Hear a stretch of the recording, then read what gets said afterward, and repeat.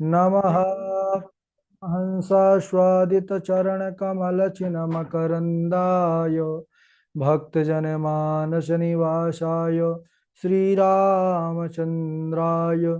कृष्णत्वदीयपदपङ्कजपञ्जरान्ते अद्यैव मे विशतु मानसराजहंसः प्राणप्रयाणसमये कफवातपित्तैः कण्ठावरोधनविधौ स्मरणं कुतस्ते नारायणं नमस्कृत्य नरं चैव नरोत्तमं देवीं सरस्वतीं व्यासं ततो जयमुदीरयेत् श्रीलक्ष्मीनाथसमारम्भां नाथयामुनिमध्यमाम् अस्मदाचार्यपर्यन्तां वन्दे श्रीगुरुपरम्पराम् अञ्जनानन्दनं वीरं जानकी शोकनाशनं कपीशमक्षहन्तारं वन्दे लङ्काभयङ्करं भक्ति भगवन्त गुरु चतुर्नाम वपुयेक इनके पद वंदन किए नाशत विघ्न अनेक श्री श्यामा जू के पद कमल जब लग हृदय नवास श्याम भ्रमर आवत नहीं तब लगता के पास बोले वृंदावन बिहारी लाल की जय भागवत महापुराण की जय सुखदेव भगवान की जय परम मंगल में परात्पर अखिलेश्वर अचिंत कल्याण गुणगण निधान सर्वेश्वर सर्वाधिपति अकारण करुणा वरुणालय कारण करुणाकारक सकल जन कल्य शापाहारक परात्पर पर ब्रह्म सच्चिदानंद स्वरूप परमपिता परमात्मा श्री राधा गोविंद सरकार राधा रमण बाधा हरण श्री बांके बिहारी लाल उनका यह वांगमय शब्दमय विग्रह श्रीमद् भागवत महापुराण कोटि कोटि नमन कोटि कोटि प्रणाम इस परम पावन पुराण ग्रंथ परमहंसों की पावन संहिता परमाराध्य नंदन नंदन यशोदा नंदन ब्रिज नंदन देवकी नंदन श्याम सुंदर श्री कृष्ण के पाद पद्मों पर कोटि नमन नतमस्तक वंदन एवं अभिनंदन उनकी आह्लादनी शक्ति प्राण प्रिया जगदवंदनी वृषभानंदनी भास्वती जगदीश्वरी वृष आने वाले श्री किशोरी जी के पावन चरणारविंदों पर कोटि प्रणति समस्त भूतादि का सिय राम मैं सब जग जानी करहु प्रणाम जोरि जुग पानी। हम सबका परम सौभाग्य की भागवत साप्ताहिक कथा सीखने का सदसंकल्प विचार लेकर के एक स्थान पर एक साथ जुड़ करके इस पावन पुराण श्रीमद् भागवतम पर अपने चित्त मन को समाहित किए हुए हैं। इस समय हम सब बड़े ही उत्कृष्ट चरित्र संवाद पर बने हुए हैं। कल के दिवस हम सब चर्चा कर रहे थे किस प्रकार जब देवराज इंद्र ने अपने गुरु बृहस्पति का अपमान किया, उनको अनदेखा किया, उठ करके आदर सत्कार न दिया, तब गुरुजी रुष्ट हो गए। और यह बात जब दैत्यों को पता चली तो दैत्यों ने आक्रमण कर दिया और देवताओं का स्वर्ग अपने कब्जे में कर लिया। अब इधर देवता लोग बड़े परेशान। तब वह गए ब्रह्मा जी के पास। ब्रह्मा जी ने कहा देखो, गुरु बनाने के बाद ही आपका कल्याण होगा। बोले गुरु जी तो है नहीं। तो कहे कि जाओ, विश्व रूप एक बड़े प्रतापी हैं और आचार्य हैं तो असुर कुल से, लेकिन अगर वो आपके गुरु बन गए, आचार्य बन गए, तो निश्चित रूप से उनके अंदर सामर्थ्य है कि आपका राज्य वह दिला सकते हैं। देवता लोग गए हैं और विश्व रूप को अपना गुरु बनाए। कल के दिवस में हम सभी प्रसंग सुने और विश्वरूप जी ने अद्भुत नारायण कवच का उपदेश दिया। ओम हरिर्विद ध्यान मम सर्व रक्षाम निस्तांग्रि पदमः पदगेन्द्र पृष्ठे तरारि चरमा सिगदे सुजाप प्राणान पाषाण दधानुष्ट गुणोष्ठ बाहु। तो इस प्रकार किस प्रकार से इस नारायण कवच से अपनी रक्षा करना है, उन्होंने अद्भुत उपदेश दिया। भगवान श्री हरि जिनका चरण कमल के पीठ पर स्थित है, जो गरुण पर विराजमान है, अणिमादि आठों सिद्धियां जिनकी सेवा के लिए उपस्थित हैं, ऐसे जिन्होंने सुंदर हाथ में शंख चक्र गदा पद्म धनुष बाण आदि धारण किए हुए हैं, ऐसे ओंकार स्वरूप भगवान हरि मेरी सब ओर से रक्षा करें। जल में मत्स्य भगवान रक्षा करें और स्थल में वामन भगवान रक्षा करें, आकाश में त्रिविक्रम भगवान रक्षा करें, प्रातः काल केशव, मध्यान्ह काल भगवान विष्णु और सायंकालीन पद्मनाभ भगवान रक्षा करें। इस प्रकार बड़ा अद्भुत उपदेश नारायण कवच का। और इस उपदेश को देने के बाद उन्होंने सावधान भी किया कि देवराज, तुम इस नारायण कवच पर कभी संदेह मत करना। और कल हमने एक छोटा सा कथा चरित्र श्रवण किया था कि इस नारायण कवच को धारण करके एक कौशिक गोत्रीय ब्राह्मण जिन्होंने अपना शरीर त्याग दिया और उनकी अस्थियां जिस स्थान पर थी उसी के ऊपर से एक विमान जा रहा था, चित्ररथ नाम का एक गंधर्व, वह विमान सहित धड़ाम से नीचे गिरा। फिर पास में ही एक महात्मा का आश्रम स्थान बाल्यखिल्य नामक ऋषि थे, उनके पास गए तो उन्होंने बतलाया कि नारायण कवच की महिमा है कि अस्थियों में इतना प्रभाव है उस कवच के प्रभाव से। तो विसर्जित करने के बाद फिर वो आगे बढ़ पाए। तो इस नारायण कवच जब भय का समय उपस्थित हो जाए तो इससे अपने आप को सुरक्षित कर लेना। अब इधर नारायण कवच प्राप्त करने के बाद देवराज ने गुरु जी को ही निपटा दिया, मार दिया। कैसे? एक बार क्या देखा देवराज इंद्र ने कि गुरु जी हमारे प्रत्यक्ष रूप से तो देवताओं को आहुति दे रहे हैं, लेकिन लुक छिप करके असुरों के नाम से भी दे रहे हैं, उनका भी यजन हो रहा है। तो उन्होंने गुरु जी को, विश्वरूप जी को मार दिया। अब इंद्र ने जब विश्वरूप का वध किया तो इनको ब्रह्म हत्या लगी। तो उस ब्रह्म हत्या को 4 भागों में विभक्त किया, 4 भागों में बांट दिया, 4 लोगों में। कौन कौन है? पृथ्वी है, जल है, वृक्ष है और स्त्री। इन चारों में 4 भाग करके विभक्त करके बांटा और चारों को एक एक वरदान भी दिया। तो पृथ्वी में जो ब्रह्म हत्या है वह किस रूप में दिखाई देती है? ऊषर भूमि के रूप में, जिसको कहते हैं बंजर, जहां पर कुछ नहीं होता। तो इसको एक वरदान यह मिला कि तुम्हारे अंदर कितने भी कोई गहरे गड्ढे कर देगा, समय के हिसाब से अपने आप ही वह सब भर जाएंगे, बराबर हो जाएंगे। और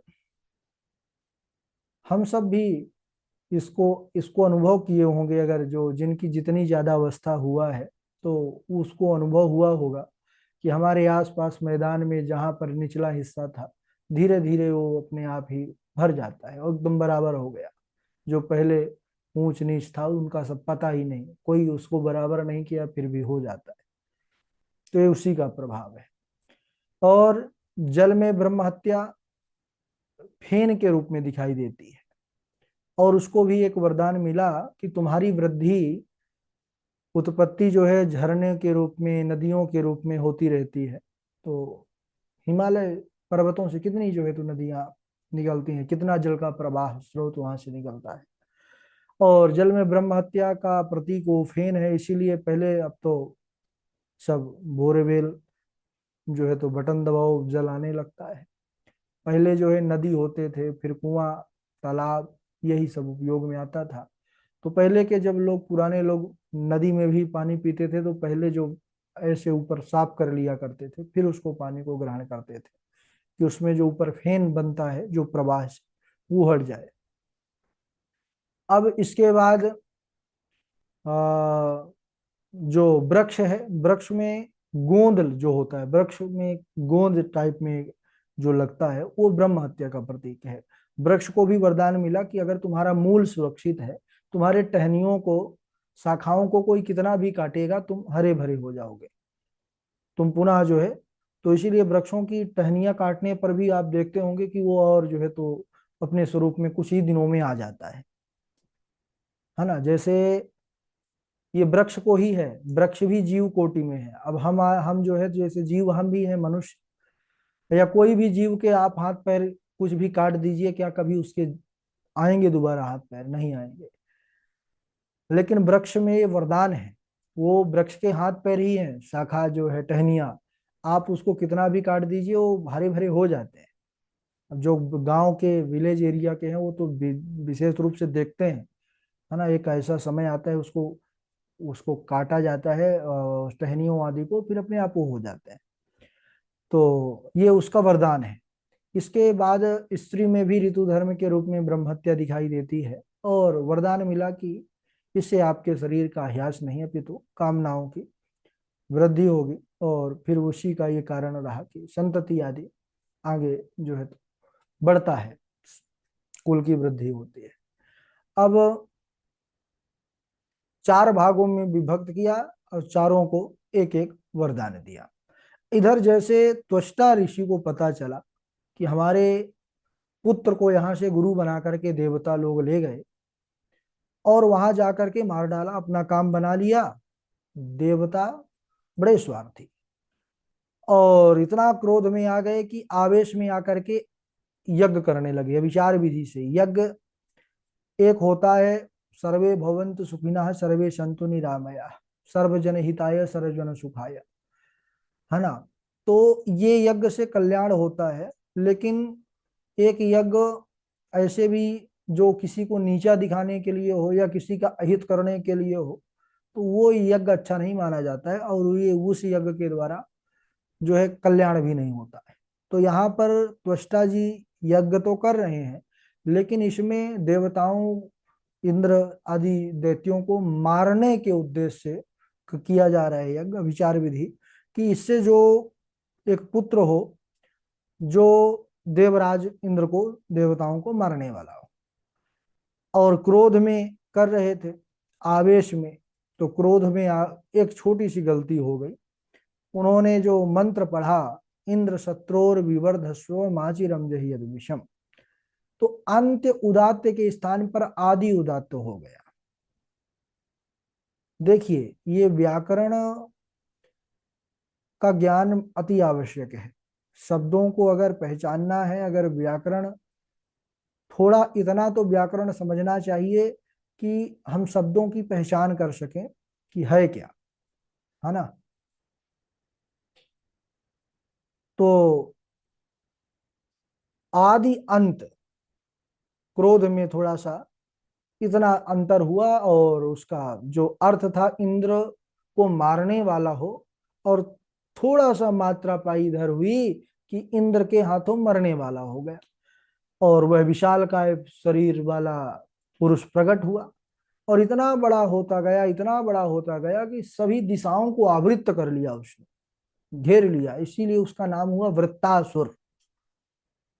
अब यह वृत्तासुर अपने पिता को प्रणाम किया, क्योंकि त्वष्टा जी के यजन के द्वारा ही हुआ। पिताजी आज्ञा दीजिए, मैं क्या करूं। तो त्वष्टा ने कहा कि देवताओं सहित इंद्र को मार डालो। वृत्तासुर पृथ्वी को कंपाता हुआ देवताओं की ओर बढ़ा।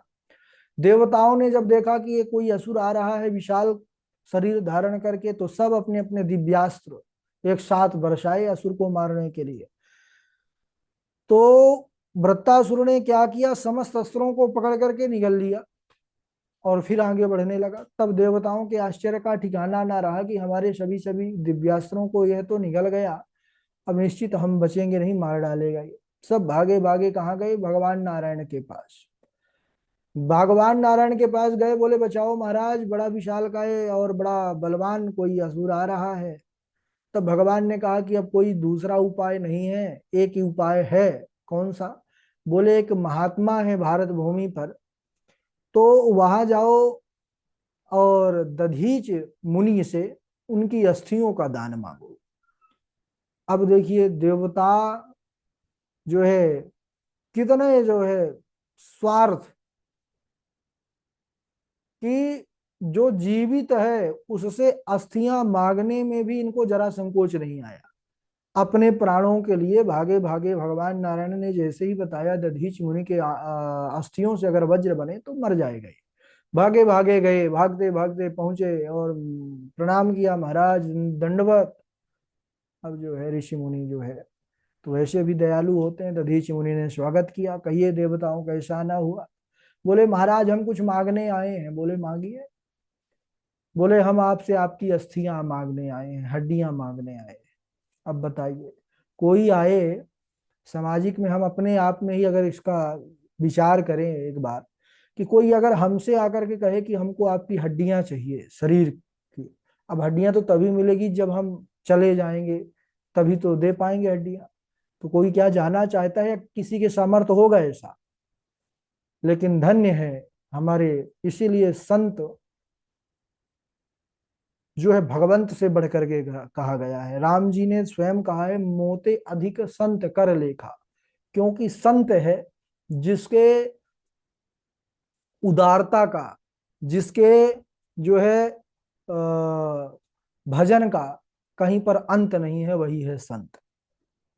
महात्मा जी ने जब देखा तो बोले, ठीक है, आप हमसे मांगने आए हैं, और अगर मेरे शरीर के द्वारा अगर आपका कल्याण हो रहा है तो मैं अवश्य यह कार्य करूंगा। क्योंकि शास्त्र कहता है, धनानि जीवनं चैवा परार्थे प्राज्ञो सृजेत सन्निमित्ते वरम त्यागो विनाशे नियते। यानी धन और जीवन, धन जीवन को परमार्थ में लगा देना ही बुद्धिमानी है, शास्त्र का निर्देश है। क्योंकि ना चाहने पर ये दोनों हमारे नहीं साथ रह सकते हैं। एक ना एक दिन धन चला जाएगा और एक ना एक दिन जीवन चला जाएगा, दोनों क्षण भंगुर हैं। तो दोनों का अगर उपयोग करना है तो कल्याण में, धर्म में किया जाए। और उन्होंने यह भी कहा कि देखो, तुम मुझसे मेरी अस्थियां मांगने आए हो, तो एक तुम महात्मा के पास आए हो इसलिए निराश नहीं जाओगे। लेकिन इस अवस्था में अगर तुम भगवान नारायण के पास जाओ, उनसे भी तुम अस्थियां मांगोगे एक बार, वह भी साहस नहीं करेंगे। लेकिन तुम भगवंत के पास नहीं, संत के पास आए हो। उनकी पत्नी थी सुवर्चा, उनको कहा कि जाओ आप अंदर जाओ, और उन्होंने योगाग्नि के द्वारा भगवान का ध्यान किया है, और अपने प्राणों को शरीर से निकाल करके और अस्थियों को दान दे दिया। अब इधर देवता अस्थि पाए और भाग निकले, बस काम हो गया। और जाकर के उससे बढ़िया वज्र का निर्माण कराया। और वज्र, अब तो वे निश्चिंत हो चुके थे, जो भय था वो निकल चुका था। भगवान ने कहा था कि उस वज्र के द्वारा सीधा वृत्तासुर चला जाएगा, उसका देह मृत्यु हो जाएगा उसी वज्र से। तो देवता, देवराज इंद्र, सारी देवसेना पुनः जो है तो पूरे जोश के साथ युद्ध करने के लिए पहुंचे। अब वृत्तासुर सामने है। जब वृत्तासुर ने दहाड़ा तो देवता लोग बढ़ रहे हैं आगे। अच्छा, देवताओं ने असुर सेना के ऊपर ऐसे ऐसे अस्त्र शस्त्रों की वर्षा की, तो उन देवताओं के द्वारा जो भी प्रहार किए गए, उन असुर सेना जो थी वो भयभीत हो गई। और असुरों के द्वारा प्रहार किए जाने पर देवताओं का बाल बांका नहीं हुआ, क्योंकि उनके पास वह वज्र था। उस वज्र का ऐसा प्रभाव था। वज्र क्या, वो दधीचि मुनि एक ऋषि की तपस्या ही देवताओं के तरफ से थी। अब यहाँ पर जो असुर सेना सैनिक हैं वह भागने लगे। तो जब वह भागने लगे तो वृत्तासुर ने उनको समझाया कि रुको, तुम लोग कहाँ जा रहे हो। और कहा कि देखो, दो प्रकार की मृत्यु संसार में दुर्लभ है, एक है योगियों की, दूसरा है योद्धाओं की। तो तुम सब योद्धा हो करके और इस प्रकार कायरता वाला काम कर रहे हो, तुम भाग रहे हो। अरे, वह योद्धा जो वीर गति को प्राप्त हो जाए, साक्षात भगवान के परम धाम का अधिकारी होता है। खूब समझाया, लेकिन वह समझे नहीं, क्योंकि वह सब जिज्ञासु नहीं थे, है ना। भयभीत तो अर्जुन भी हुए थे जब महाभारत का विशाल सैन्य सागर देखे अपने संबंधियों को। लेकिन उस समय उन्होंने, शिष्यस्ते हम साधि माम त्वम प्रपन्ना, वह जिज्ञासु थे, भगवान केशव के पास आए, तब उन्होंने उपदेश दिया तो उनका भय समाप्त हो गया। यह भयभीत यहाँ यह भी हुए, लेकिन इन्होंने एक नहीं सुनी और वे सब भाग खड़े हुए। लेकिन वृत्तासुर तो अडिग था। वृत्तासुर की भक्ति कहना ही क्या, वृत्तासुर का अद्भुत भाव। 4 श्लोकों में यहाँ पर जब देवराज इंद्र सामने आए और वृत्तासुर ने दहाड़ा, तो देवराज इंद्र कांपने लगे। देवराज इंद्र कांपने लगे। उन्होंने कहा कि आप भयभीत मत होइए, आइए आप हमसे युद्ध करिए, और हो सकता है कि आज इस वज्र के द्वारा मेरा ही वध कर दो आप, लेकिन उस अवस्था में भी जीत मेरी होगी। कैसे? उसने तर्क दिया कि मैं अपना यह जो शरीर है, यह पशु पक्षियों को बलि रूप भेंट करके और उस परम सत्ता में लीन हो जाऊंगा। और उस विशाल जो है सैन्य सागर के मध्य रणभूमि में वृत्तासुर ने जो भगवान की 4 श्लोकों में स्तुति किया है वो अद्भुत है। मानो धर्म अर्थ काम मोक्ष चतुर्थ पुरुषार्थों को यहाँ पर दृष्टि में रखते हुए परमात्मा का स्तवन किया है। और उसको हम सब अगले दिवस अहम हरे तव पादयिक मूलम आदि 4 श्लोक बड़े अद्भुत हैं और बड़े भाव से भरे हुए हैं। एक असुर कुल में उत्पन्न होने वाले दैत्य की यह स्तुति सभी जो है बड़े बड़े रसिक संत और विद्वान लोग बड़े भाव के साथ इस स्तुति को गाते हैं। तो इसको हम सब अगले दिवस श्रवण करेंगे। आज यहीं तक। बोलिए वृंदावन बिहारी लाल की जय। भागवत महापुराण की जय। बारी बारी से श्लोक सुनाएंगे।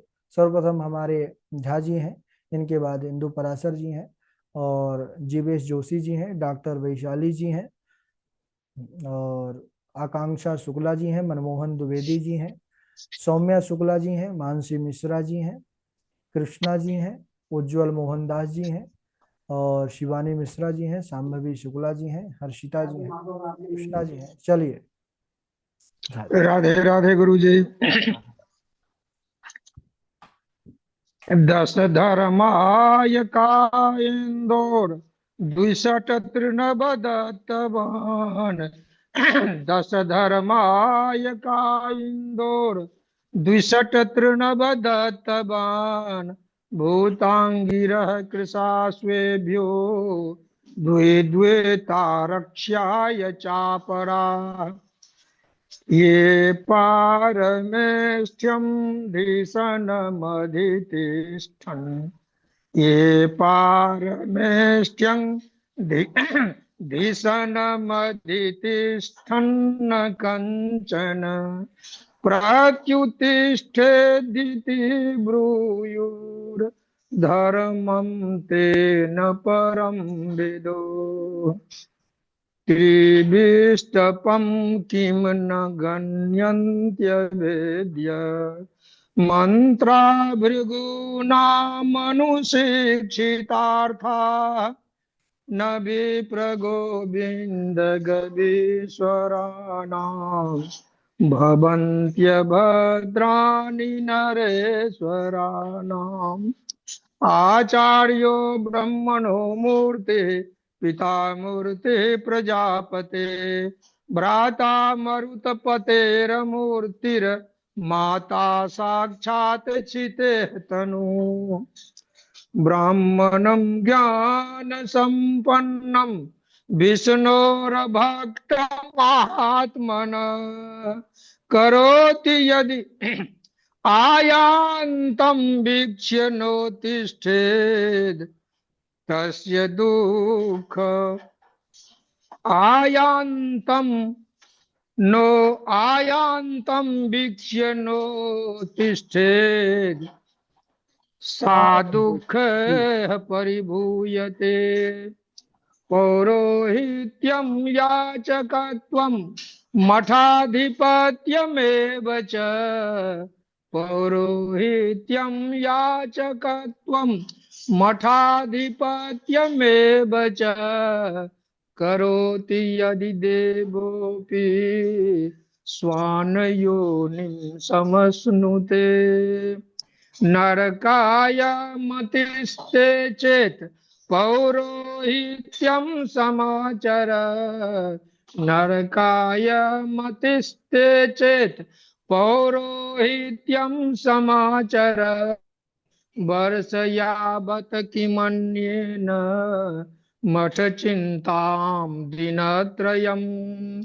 विद्या विनय संपन्ने ब्राह्मणे गविहस्तिनि सुनिचैव स्वपाको वा पंडिता समदर्शिनः। राधे राधे। ठीक है, बहुत अच्छा।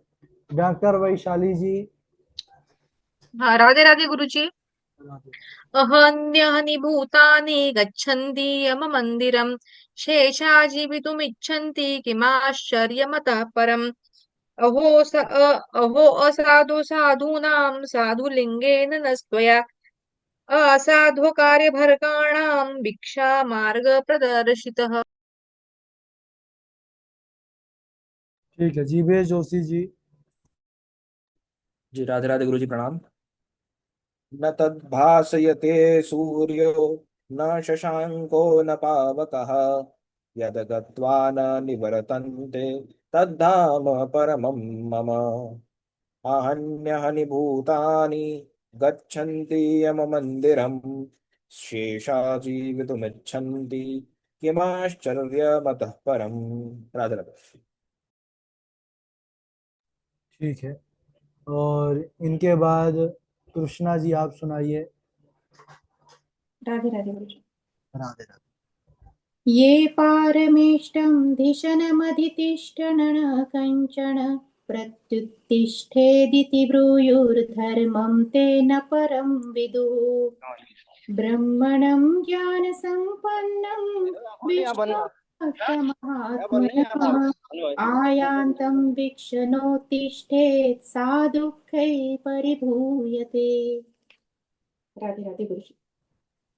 राधे ठीक राधे है। गुरु जी। हाँ।